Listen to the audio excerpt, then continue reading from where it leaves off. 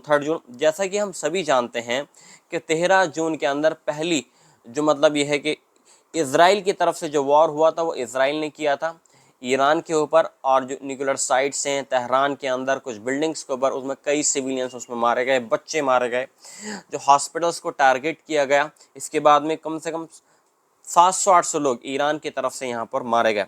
लेकिन जवाबी कार्रवाई में ईरान की तरफ से भी बराबर बैलिस्टिक मिसाइलें छोड़ी गई, बड़ी बड़ी जो मिसाइल्स होती हैं, खुरमशाह और सजिल मिसाइलें छोड़ी गई तेल अवीव के ऊपर, हाइफा, शीर बाबा के ऊपर। इन जो सिटीज़ हैं ईरान की टॉप मोस्ट सिटीज़ हैं। यहाँ तक कि आप ये देखें ईरान ने जो अटैक किया, जो मतलब जो टेक्नोलॉजिकल सेंटर्स होते हैं वहाँ पर भी उसने अटैक किया। इज़राइल के जो डिफेंस मिलिट्री हॉस्पिटल है वहाँ पर भी उसने अटैक किया। उसने किसी को नहीं बख्शा।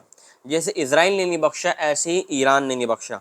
और कहीं ना कहीं थोड़ा सा इज़राइल को भी ये महसूस होने लगा था, डोनाल्ड ट्रंप को ये महसूस होने लगा था कि अगर ये वॉर ऐसे ही बराबर चलता रहा तो शायद इसमें कहीं ना कहीं इज़राइल यहाँ पर हार सकता है। क्योंकि आप ये देखें, अमेरिका इस वॉर में एकदम डायरेक्टली नहीं आ सकता, क्योंकि जो 2 हफ्ते का जो प्लान यहाँ पर डोनाल्ड ट्रंप ने दिया था कि वो 2 हफ्ते का टाइम उनको चाहिए और 2 हफ्ते में वो सोचेंगे कि ईरान के ऊपर अटैक करना है या नहीं।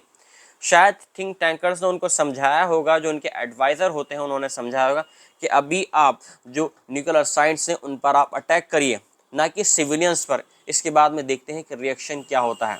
और हुआ भी रिएक्शन ही 1 या 2 दिन के बाद में ईरान ने जो अमेरिका का अल उबैदा जो एयरबेस है वहाँ पर अटैक किया।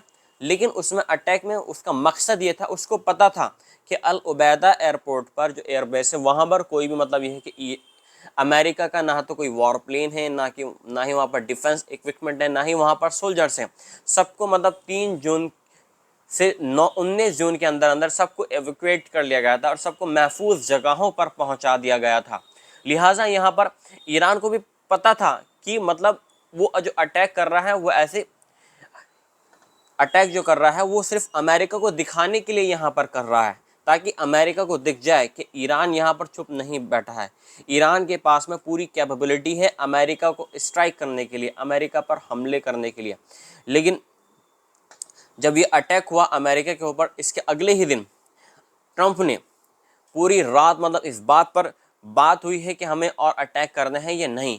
लेकिन जब इसके बाद में स्टेट ऑफ हार्मोन्स, जब ईरान ने उस पर बात करी और कहा कि वो स्टेट ऑफ हार्मोन्स एक डमरू मतलब ये है कि एक रास्ता है, संकरा रास्ता,